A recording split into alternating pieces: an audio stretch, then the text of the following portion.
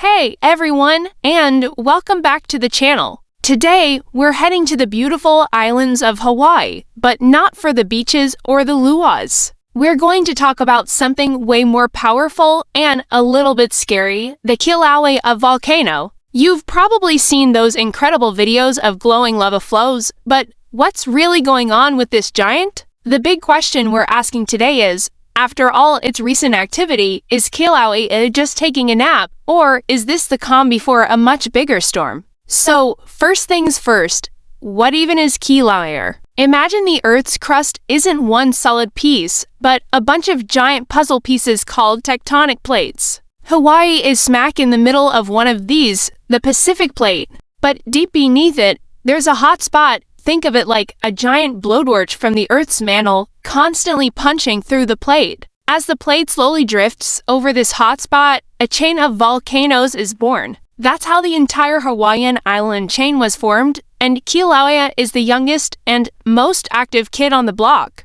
It's a shield volcano, which means it doesn't look like a classic pointy mountain. Instead, it's broad and gently sloped, built up over hundreds of thousands of years by countless layers of runny lava flows. This type of lava, called basaltic lava, is super fluid. It's less like thick, sticky peanut butter and more like hot honey, which is why it can travel so far and create those spectacular lava rivers we see on the news. Now, let's talk about 2018. That year was a game changer for Kilauea and for everyone living nearby. For decades, the eruption was pretty predictable. Lava was mostly contained within a crater called pu'o or flowed directly into the ocean. But in May 2018, everything changed. The lava lake at the summit drained away, and the eruption shifted miles down the volcano's flank into a residential area called the Leilani Estates. Imagine waking up to find giant cracks or fissures opening up in your streets, spewing toxic gas and fountains of lava hundreds of feet into the air. That's what happened. Over 3 months, more than 20 fissures opened up, creating a massive river of lava that destroyed over 700 homes and completely reshaped the coastline, adding hundreds of acres of new land to the Big Island. The summit itself underwent a dramatic collapse, with the floor of the Halemaumau crater dropping by over 1,600 feet. It was the largest eruption from Kilauea in over 200 years. After that massive event, Kilauea went quiet. For 2 years, it was eerily silent. People wondered if the big show was over for good. But then, in December 2020, the volcano woke up. The collapsed crater at the summit began to fill with lava, creating a spectacular new lava lake. This eruption was different, though. It was mostly contained within the summit crater, a spectacular show for visitors in Hawaii Volcanoes National Park, but not an immediate threat to homes. This pattern of summit eruptions has continued on and off since then, with the volcano taking little breaks and then starting up again. So this brings us to the big question.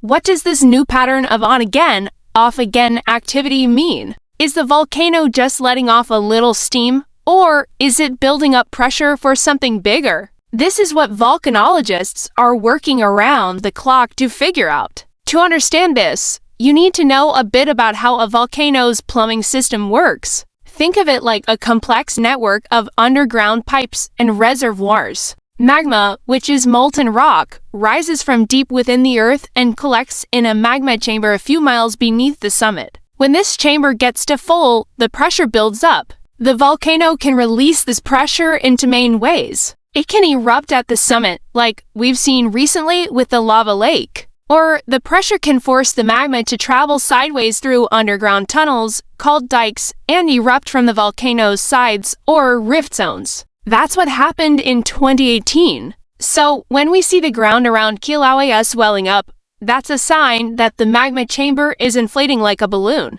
Scientists use incredibly sensitive GPS sensors and tiltmeters to measure this ground deformation, sometimes down to a fraction of an inch. They also monitor earthquakes. A swarm of small earthquakes can mean magma is on the move, breaking rock as it forces its way upward or sideways. Finally, they analyze the gases coming out of the volcano, like sulfur dioxide. A change in the amount or type of gas can signal that new magma is rising closer to the surface. So the current calm periods we're seeing might not be calm at all. Underneath the surface, the volcano is constantly recharging. The magma chamber is refilling. The question is, where will that pressure be released next? Will it be another beautiful, contained summit eruption, or will the pressure build up enough to force another eruption down on the rift zone, potentially threatening communities again? Scientists can't predict eruptions with 100% certainty, but they're getting incredibly good at reading the warning signs.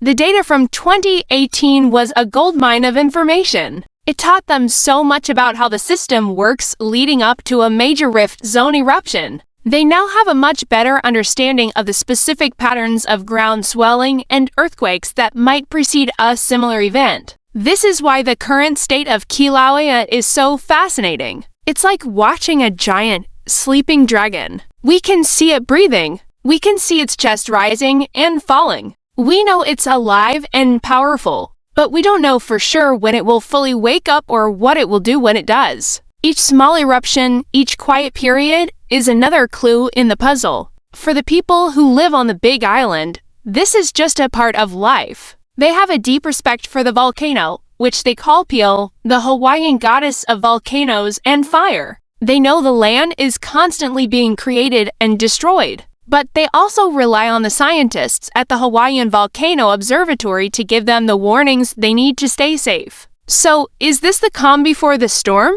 The honest answer is, it could be. Volcanoes operate on geologic time, not human time. The current phase of contained summit eruptions could last for years, or it could be a brief prelude to another major event. The pressure is undeniably rebuilding within the volcano. The key takeaway is that Kilauea is not done. It's one of the most active volcanoes on Earth, and the 2018 eruption wasn't an end, it was just the latest chapter in a story that's been unfolding for 500,000 years. What we're witnessing is a natural laboratory for understanding how planets are built. It's a powerful reminder that the ground beneath our feet is not as stable as we think. And while it's beautiful and awe-inspiring, it demands our respect and constant vigilance. We'll be keeping a close eye on Kilauea, and we'll definitely keep you updated on any new developments.